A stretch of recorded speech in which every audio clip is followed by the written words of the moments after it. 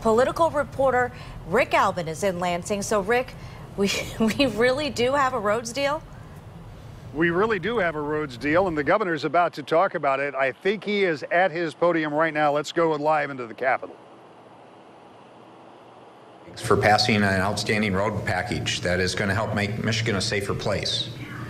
This is an investment of $1.2 billion over a number of years, but it's a sustainable investment. It addresses many questions in terms of actually growing with inflation in future years after it ramps up. One of the things I would mention to you that I'm particularly proud of is if you look back in history, you'll find this is the largest investment in transportation over the last 50 years in the state of Michigan. In terms of the revenue it'll bring in for roads alone, let alone this is the first major increase in registration fees over the last 30 years. So I want to appreciate the hard work of everyone coming together. This will lead to safer and better roads in our state and do it in a fiscally responsible way. It does require some investment of general funds, but again, we worked hard looking at future forecasts of the budget issues in the state of Michigan, so this will not be done at the expense of other people.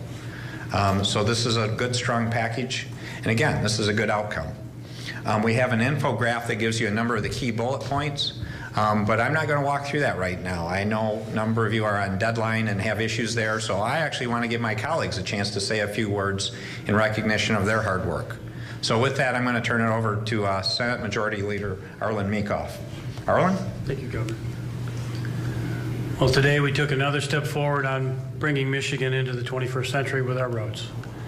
Going to help our economy. Well, there you heard just a little bit from Senator Arlen Meekhof, who earlier today predicted the House would indeed follow the Senate's lead and pass that bill. The House had passed it first. The Senate made some changes, sent it back. It took them a few hours, but now it's done. The governor was speaking of it in a way that makes you very sure that he will sign it. We were told earlier today that he would indeed be on board with this package if it passed. So if you go back some 3 years from when the governor started talking about this in his State of the State message, then he was talking about, believe it or not, a $100 per car registration fee increase. Well, there is a fee increase, about 20%. There'll be a 7.3-cent increase in the gasoline tax, $600 million in new revenues, $600 million in existing revenues that cannot be bound to future legislators, so we're not exactly sure what that looks like. But at least for now, at least for tonight, at 11-something on this night in November, there is a roads deal. The governor will sign it. Democrats are not happy.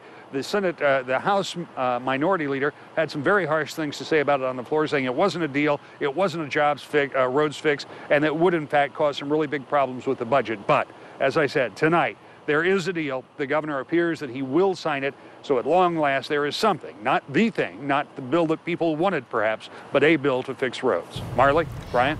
Well, you know, Rick, too, when you hear the governor calling it a fantastic package, a great package, a strong package, then there really is no doubt that he will sign it when it gets to his desk.